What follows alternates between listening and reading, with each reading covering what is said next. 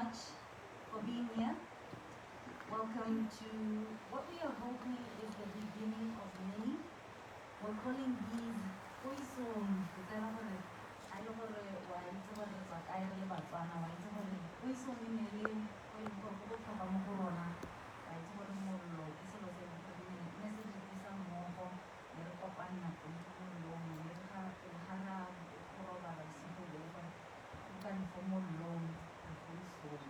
So that's the same concept that we are trying to go with as the Botswana Society. We're trying to say every month, fingers crossed, knock on wood, everything goes well.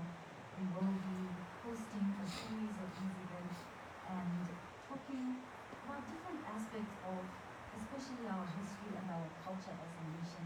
I think that's one of the biggest mandates that we have as the Botswana Society. So we're speaking to something that's not new for us as Botswana. We're speaking to an age-old manner of sharing information as well as opinions, and we normally used to do that around the communal fire. In other words, we are hoping to get the community together in this series of information sharing and learning, and hoping you are with us for the entire week. So this series is actually a joint collaboration. It is a joint collaboration between the Faculty of Humanities as well as the Botswana Society. We are a non-governmental organization and we have been welcomed onto the campus thanks to the help of the Humanities Department. So without further ado, I'm going to hand it over to one of our board members who also is the Deputy Dean of Humanities, Professor Dr. Can I please ask you to give him a round of applause as we bring him on to this program.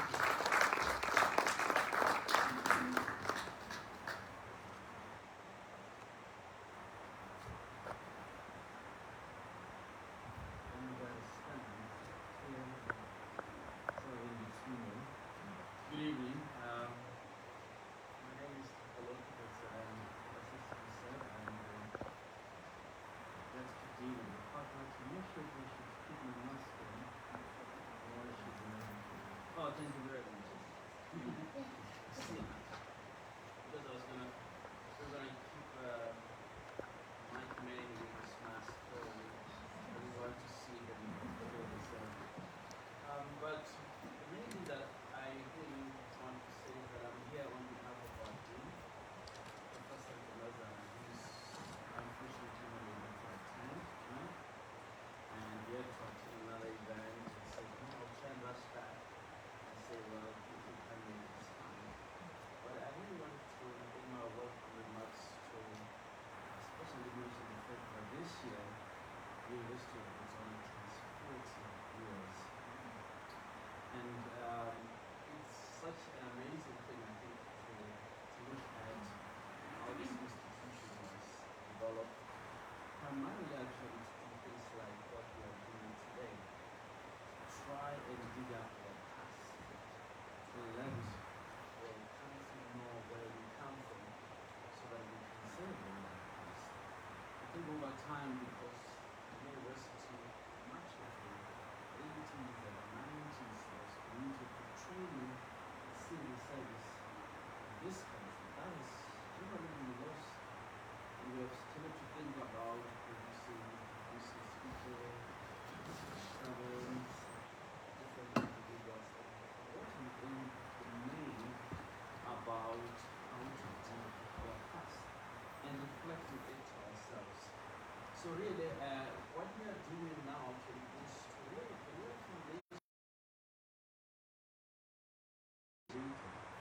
was created to ensure that we don't lose our own identity as a people.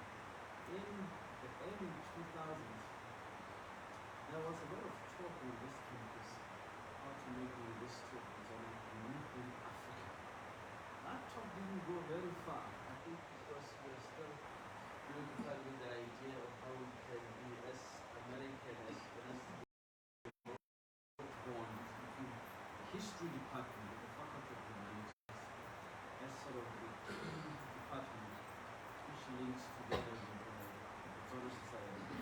However, I must say, while the Botswana Society for many, I think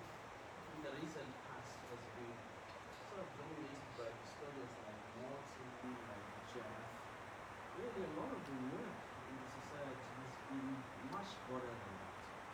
We have had linguists like D.T. Cole, who's written a dictionary, has written about the collection of plants and animals and fauna. We have had people who scientists come on board, also reflecting the indigenous knowledge, people who know about trees, people who know about names, onomastics, and so on. So they're different areas of focus. So I don't want anybody to feel that the Botswana side is just about society of these hard-nosed historians. It's really about the culture. So there have been books which have been published about food, like Colombia, cuisine, for example, etc.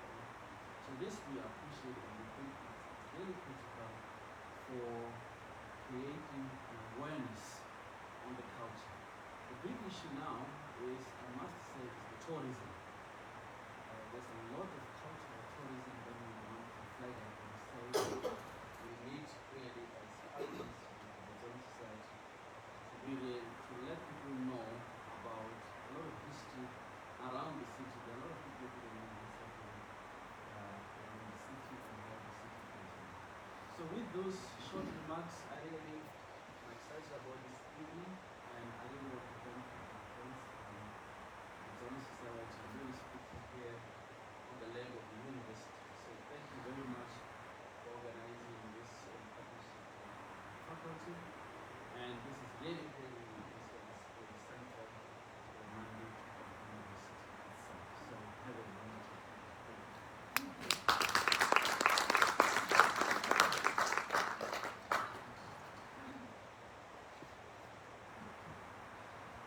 Thank you very much, Professor. I think you've already done your part and given me the applause that I wanted you to give. Do you mind doing it again?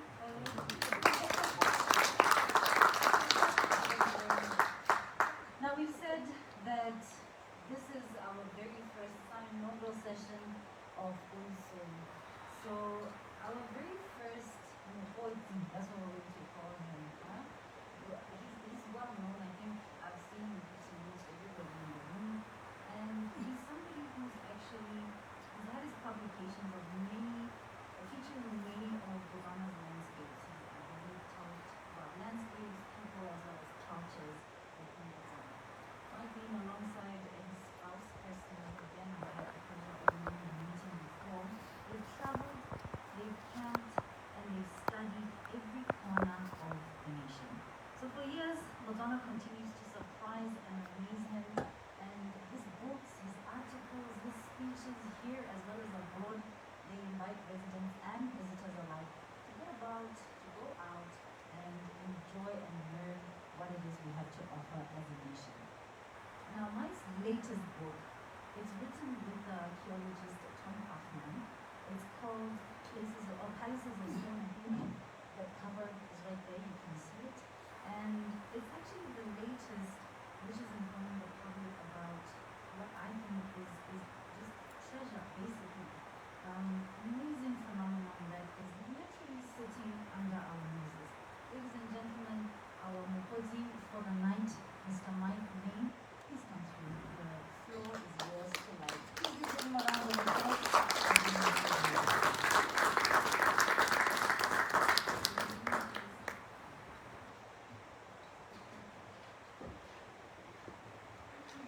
Good evening.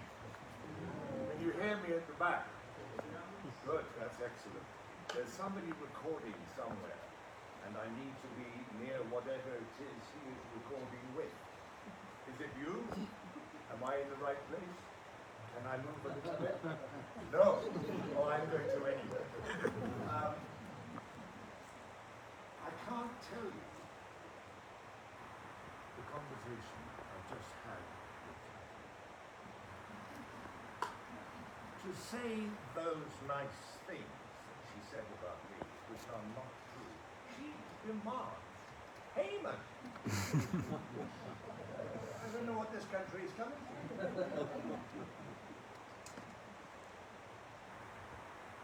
Can you see the screen well enough? Good. And you can hear me.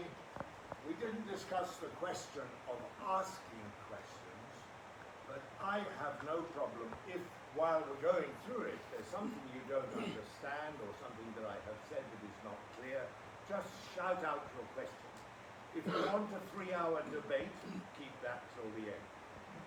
But a quick question, no problem.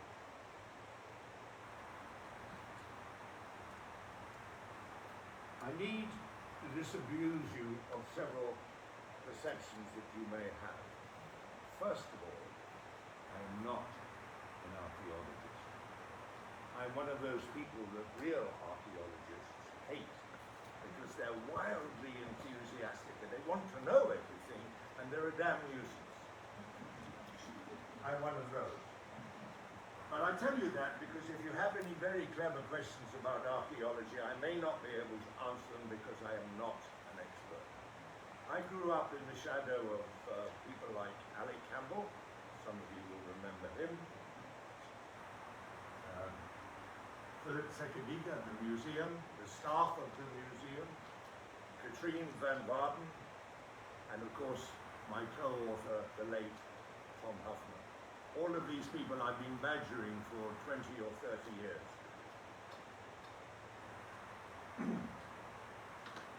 I also want to make the point that everything I say tonight is actually published in journals.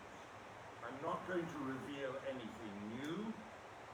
So if this is a field you have expertise in, you're not going to learn anything new. But it is published. And much of it is Tom's work. Tom did his PhD at Great Zimbabwe 100 years ago, and he is now recognized as the world authority on that culture. And I've had the privilege of working with him. Now, not everybody agrees with what Tom says, and that's the nature of the academic world, and that's the way it should be. I would just like to announce this caveat.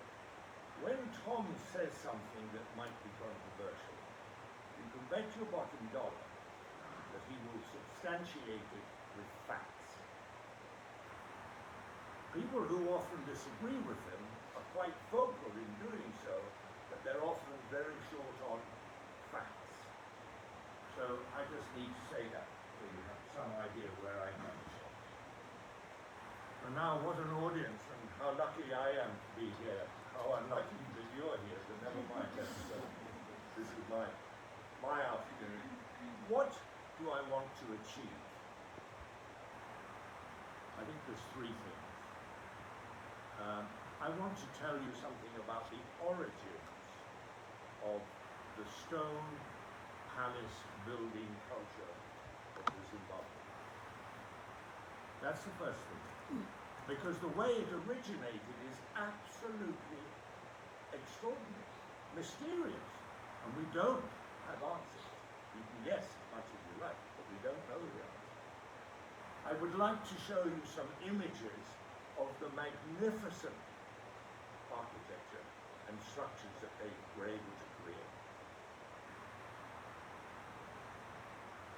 But the most important thing I want to achieve now is to wake up, get the nation, get you to help me wake up the nation to our inheritance. Some of you, archaeologists and historians aside, might know of Dombashaba. Do you know that there are 566 known palaces? We call them palaces. It's the structure of the society is a paramount chief, a king, and a series of provincial and district and level administrative centers, and each of those has a stone wall structure built in a particular way, and every one of them, down to the lowest level, we call a palace, and every one of them announces in banner headlines of the day, this is a representative of the king. Pay him respect, listen to what he says. That's the way the system works. And of those 566 There are some in Mozambique. There are some in South Africa. There are 460 odd in Zimbabwe. In Botswana, we have 120. There are 120 Zimbabwe stone wall palaces in this country. Who knows about them? We don't. Or people just don't know. And my aim then is to show you some images of those palaces so you can see them and say to yourself, wow, this is Botswana. I didn't know this. And then I'm asking you to help spread the word. This is what we've got. We've got to be proud of it. We've got to use it. And we've got to show it to the world. But that's what I'm planning to do in the next 20 minutes. He's very strict with time, this man, so I have to make sure I don't go over the limit. Right. Let's have a quick look at what we're talking about.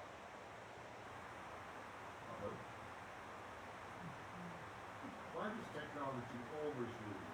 This is the great enclosure at Great Zimbabwe. Most of you who have traveled out of the country and been to Zimbabwe will have seen this.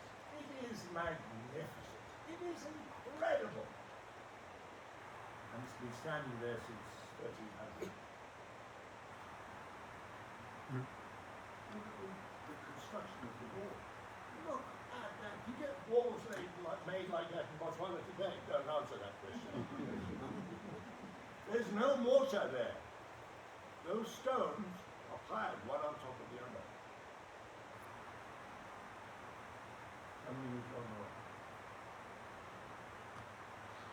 This is Kami, one of the great capitals. When Great Zimbabwe is won, this is Kami near Bulawayo. Look at the complexity. Now Natali, probably the most attractive, most amazing ruin of them all in the middle of Zimbabwe. So that's what we're talking about. Those are the top range of the Zimbabwe palaces. But there are more.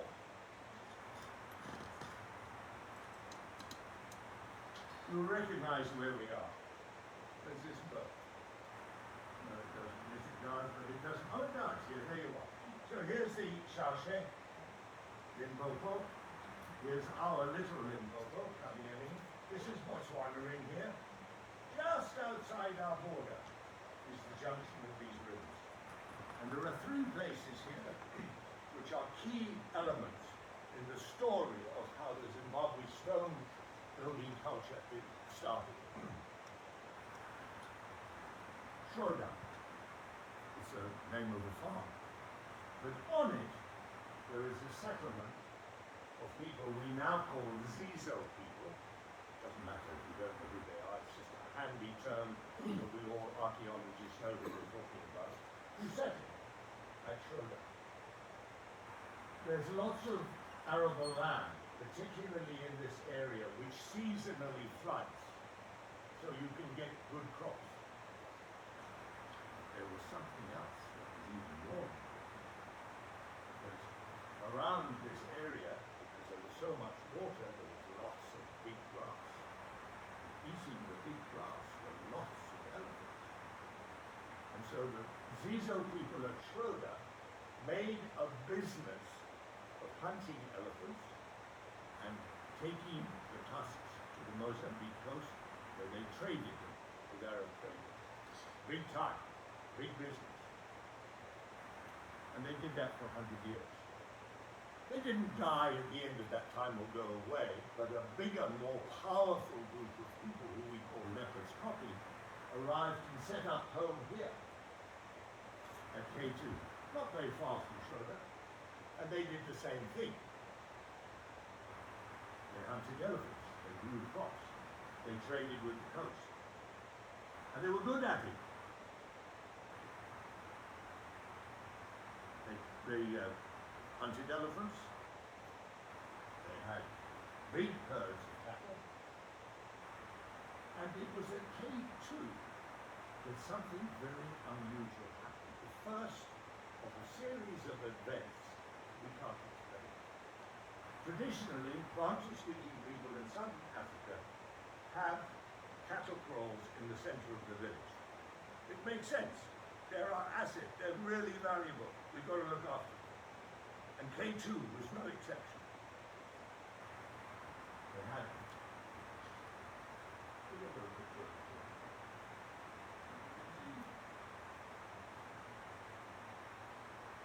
Something's gone wrong with the order. I'm not going to worry about it. K2 was no exception.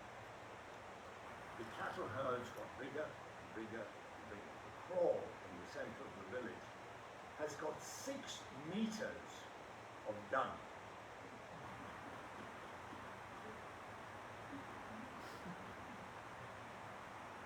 Somewhere during the 200 years of occupation there, an extraordinary thing happened. The cattle kraal was taken out of the center of K2. And the cattle was spreading kraals around it. All the other villages that were part of the Zizo population carried on doing what they'd always done. The cattle kraals were still in the middle of the villages, but at K2, it was taken out. The fact of the matter is it was taken out and returned and taken out again, so it was removed twice. But over the 200 years, there was no cattle kraal in the middle of K2. Why? This is just not what we do. Nobody else does it. Why was this big village different? We don't have an answer. But we are alert now to changes in the air. The Leopard's Property people moved into K2 in 1200. Sorry, 1000. By 1200, 200 years later, they started to move. At 1220, the entire settlement of K2 got up and moved a kilometre to Makungubwe. You could see one from the other. Why did they do that? They've been there for 220 years, it was fine. Why did they suddenly move? We don't know. When they moved, some rather unusual things happened. They moved to the top of this hill. This is Makungubwe. Makungubwe was and is well known as a rain shrine. Do I have the right photograph? No, I don't. I have the wrong photograph, but never mind. You will all know better than I do that when we are looking for rain, we appeal to our ancestors. And when we do that, we often go to a place that is elevated, a hilltop. And there we make our prayers. We light candles, we sometimes leave offerings, beer, sometimes we make sacrifices, sometimes we leave money. I have walked thousands of kilometers in this country and climbed to many small hills. And I can think of some where I've come up to the top of a small hill and unexpectedly, on the top of the hill is a big pile of branches put there to make a fire. Why? Because that's a rain hill. People there know that that's the place to go to appeal to the ancestors. They will light a fire there one day, and they will hope that their prayers will rise to the smoke. So we all know what that is, and Makungubwe was a rain hill. Some extraordinary things happened at Makungubwe. I'm going to go back to it because it's the only image I've got. The king, the ruler of K2, set himself up here. Now the chiefs always are in the higher places. When there's a kraal, we often have him on the higher side of it. So we understand the connection between the elevation and a king. And he set himself up there. But unlike K2, and unlike any other village anywhere else, the royals lived on these slopes here. and the masses of people live down here. So for the first time ever, we have social distinction, social stratification. King, royals, commoners. Why? We don't know. But it happened. Unequivocal. Nowhere else. Just there. After some 20 or 30 years, the king makes a surprising move. He moves from there to there. That is the very highest point on Mount Everest. That is the point that is closest to the ancestors. And he puts his hut right on top of it. Unprecedented. What the hell's going on?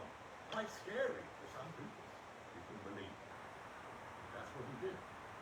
And then he built a wall around his hut, cutting himself off from the other selected people who were living up here, or the selected royals, and cutting himself off from the other royals who lived down here, and secluding himself from the people.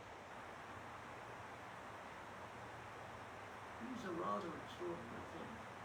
Ritual seclusion, control of reign. The wall was made in the most unusual way. Leopard's copy people, and these are the guys from K2 who are now living at Mapunguwe, traditionally built walls with rocks. All over northeastern Botswana, this is a very common sight. This is rather a big wall, but it's made by Leopard's copy people. And notice they don't course the stones, put neat stones side by side. They just pile them up in a big, big pile. Then they make a wall, and then behind the wall, we can fill it in. And we can either put a kraal there, or we can put huts there, or we can put a goat kraal or something like that. And that's what they do. That's Leopard's copy. But that's not what happens at Mapunguwe. This wall is still there now. It's covered up, you can't see it. But it is made with similar sized blocks that are laid in parallel courses. It's not perfect, but it's not like an ordinary Leopard's copy wall. Why is it so different? Where did this idea come from? What are all these startling innovations in such a short period of time? Forced walling.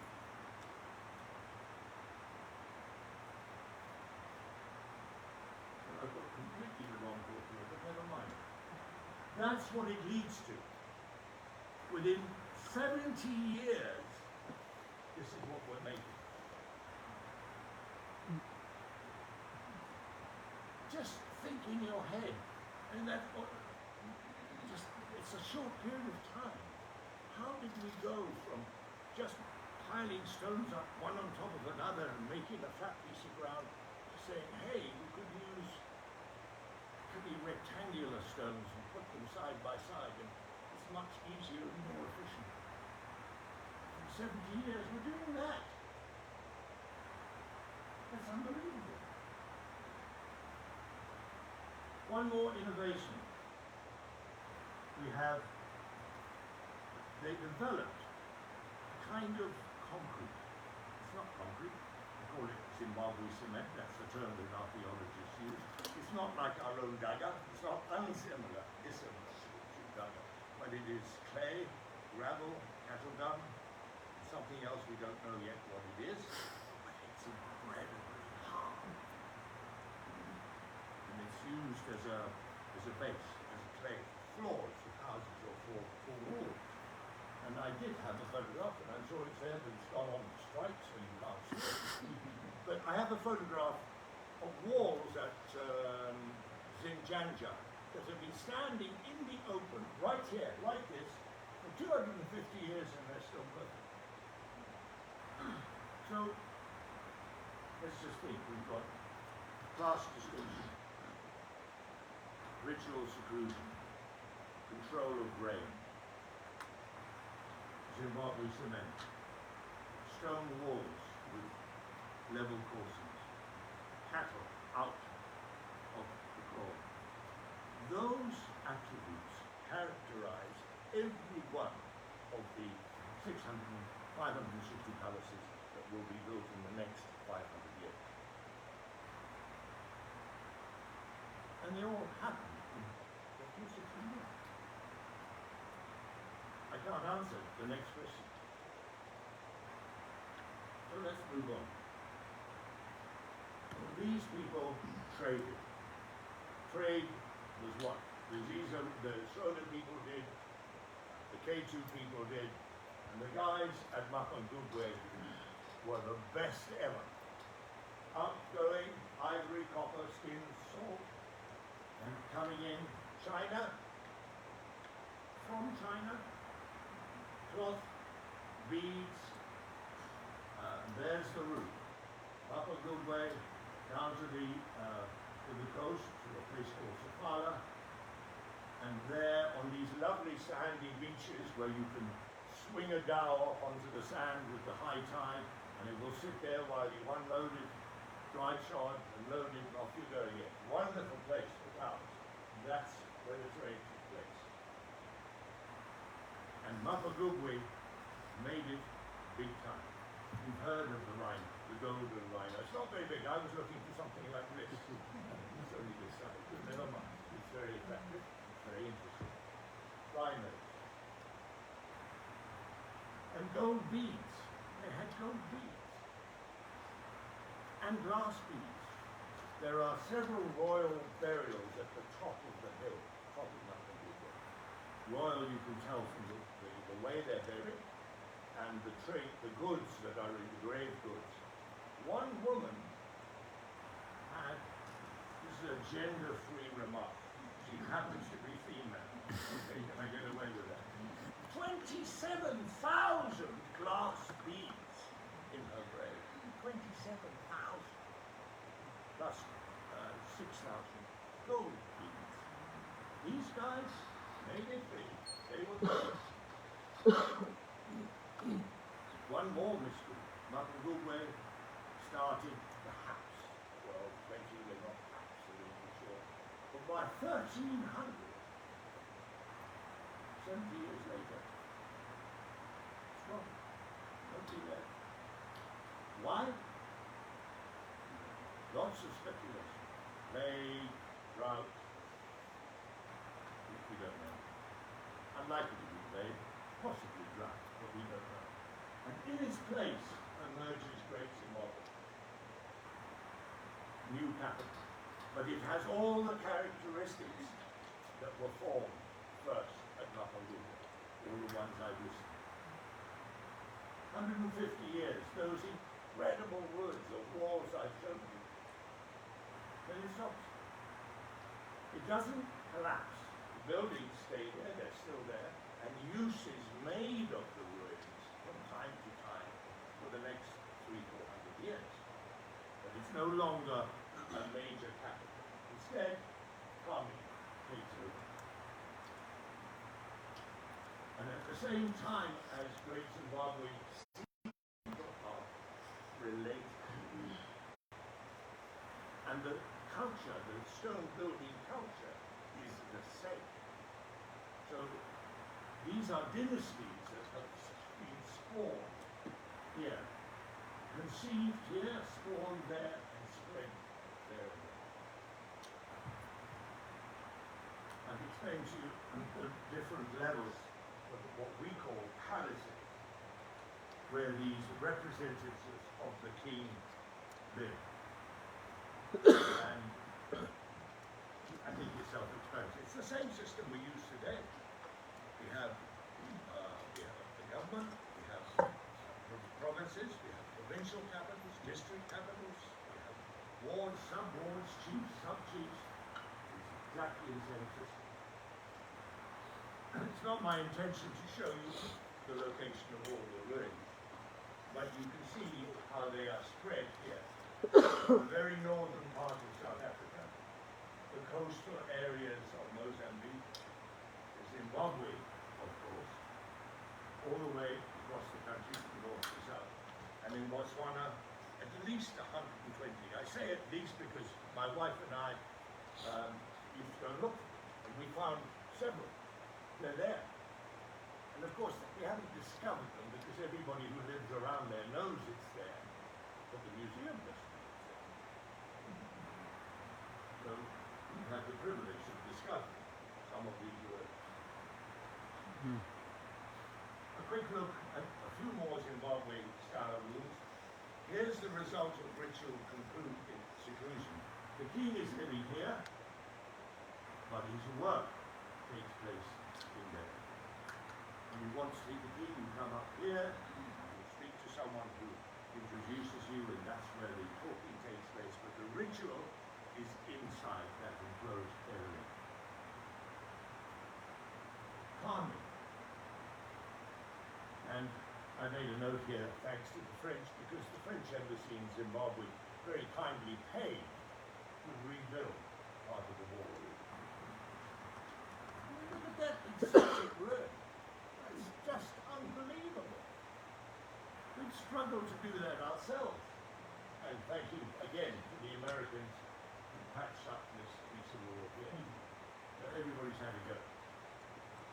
The last of a series of dynastic capitals, Ghana and Gombe, and this was occupied by the Matabele in around the 1830s, 40s, and signaled the end of the Zimbabwe stone building structures.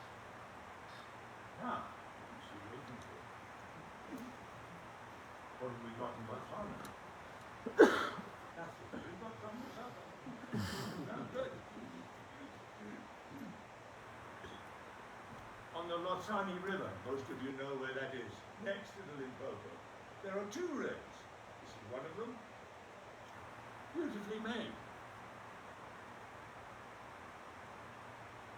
This is looking at the back of it, where if you knew, you would see where the chief sat and where he held court and where the women sat.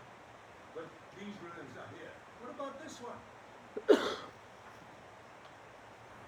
the Botswana ruin.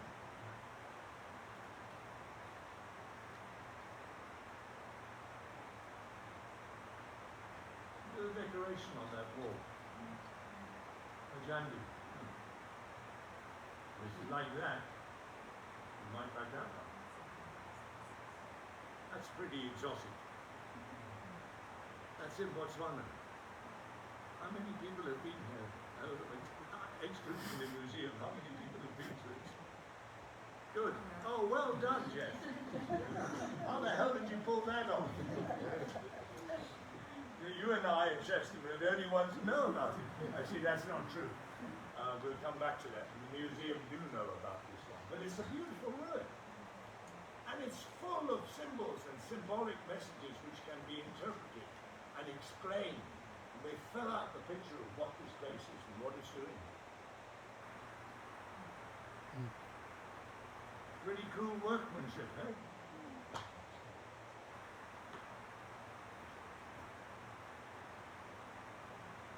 Lower Majang. You haven't been to this one, Jeff. Sampawani, north of Madenare.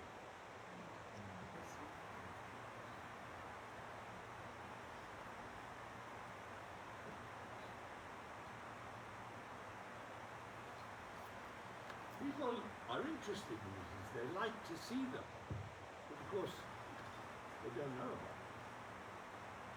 This is Barakalala. It's not far from Pa's Halt. It's one of the most southerly, it is the most southerly ruin, which he came across a few years ago.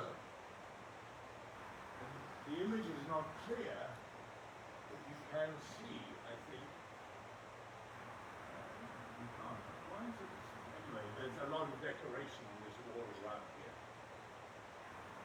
Domashaba, the one we can all say, yeah, we know about it. It's great, it's interesting. But it's only part of the picture. One of my favorites, Vukwe. I can't remember the name of the village, it's near, somebody will know. Vukwe, beautiful little gem of a ruin. Look at the way it's made. So what's wrong with it? My wife and I, when we came across it the first time, a gentleman, a bucky, was parked there. Jamila, Jamila. What are you doing here? Well, we've come to see this ruin. What are you doing here? I'm reading a bottle store. Oh, where is the bottle store? He says it's in the village. So, why? Yeah, he said, I'm taking these stones. Do I blame him? No. Did he know? No. Why are we here? To try and raise awareness. It's not only people who build bottle stores that we have to worry about. We have goats, we have cattle, we have bushes, we have trees. This is another ruin that has got some nice decoration on the wall around here that you can't see. Oh, these lights shouldn't be on. I've never lost my mind. Sorry. Oh. Sorry about that. So, there you are. One of the smallest, this is what we call a level 1. This is on the Tune River. You know the dam we have on the Tune by Bovenong, downstream from Bovenong. It's got some beautiful sheep paintings, the only sheep paintings in the country. Very sort of serious. There it is, beautifully sited on top of the hill, level 1. Not a big guy, so representative king, joking this time.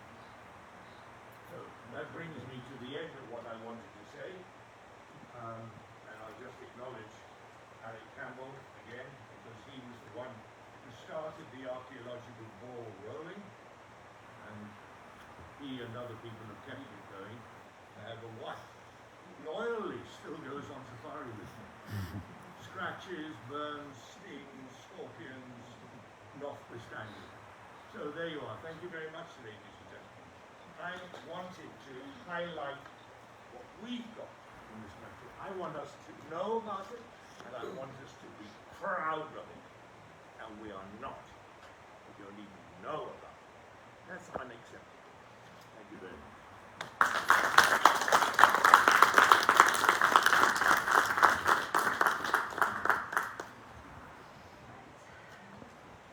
Done. Can we go now? Ladies and gentlemen, I think depending on time, we will give you an opportunity to ask Mike some questions. Otherwise, we are going to give you an opportunity. No, you're not allowed to go now, Mike. We will give you an opportunity to mingle with him when we're having refreshments a little later. But before we continue with, well, we are almost at the end of our conversation. We actually invited a self-motivated explorer, and I'm really sad that Rahula wasn't able to be here today, because I know he's somebody who is passionate and has done similar to what Mike has done, and gone around the country also trying to raise awareness of what it is we have as a nation within our country. So fortunately for us as the Botswana Society, he is part of us. He is, I think, our latest addition to the board.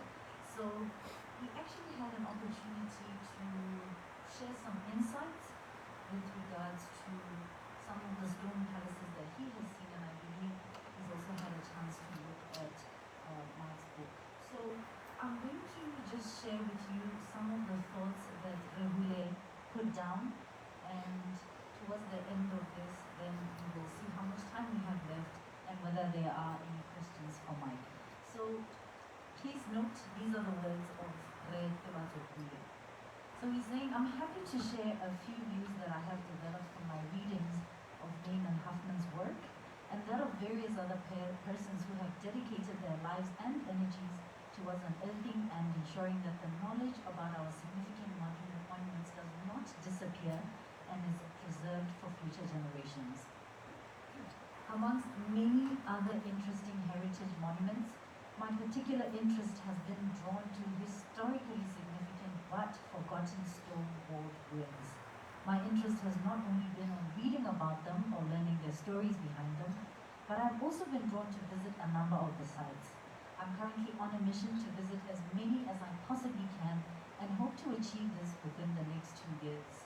Can I just throw in there that if you ever have the time and opportunity to go on Facebook and look for Tabato Hule, I know he tries to document as much as possible the walls that he's seen, where they are, and he tries to share the history behind the walls, or at least the history that is told to him by the people that are within that region. So again, if you have the time and the opportunity, do get on Facebook, look at Tabato Hule, and be able to find that. But he says, I found these expeditions very fulfilling and rewarding, and in my travels to the sites, I have observed a few things that need urgent attention to ensure that the works of those who document them do not go in vain, but yield results for not only the communities where they are located, but the country at large. Many countries are dependent on heritage tourism, and if properly packaged, the Stonewall sites are one of the biggest opportunities we have to revitalize our tourism potential. So these are some of the observations that Tabato has made. The first one, firstly, there hasn't been adequate packaging and marketing of the sites. This to create the right level of interest from the public to make them want to visit the sites. It is the right branding that will create value from the sites and create jobs, which government is in pursuit of creating through private investment and not through the public vehicle. Secondly, the sites have not been properly protected. I think Mike's story just makes that point very clear. The sites have not been properly protected, and without protection, remain vulnerable to being vandalized. There is uncontrolled access to the sites, save for a few like Gambashapa. This state of affairs means anyone can decide at any time to destroy or loot the sites. Thirdly, where there has been attempts to have some structure or some thinking of preserving these sites, it has been left to local community trusts. In doing so, there has been no regard of whether such trusts have the skills and competence to preserve and create value from the sites. The result has been that the sites are being placed in the hands of persons without any knowledge of what it takes to create the right level of value, or persons without the right level of exposure, or without the right will, passion, and zeal to make the sites become significant attractions on the global places to visit. There's still hope for this to change. More people have been increasingly showing interest in knowing about their heritage. We should build on this, and government at the highest level should be roped in to assist to preserve these heritage monuments. There's need to identify sponsors in government who will speak for heritage and influence action in heritage preservation. I'm confident that with the right strategic approach, we can get more of the national budget to be invested in this untapped sector. We can have interest be expanded outside of the academic fraternity into the general populace, whose traffic and money to the sites should be able to help sustain viability of the sites. As well, there are jobs locked in this sector, especially for energetic youth who want to venture into travel and tourism, transport, events management, etc. With the advent of technology, these jobs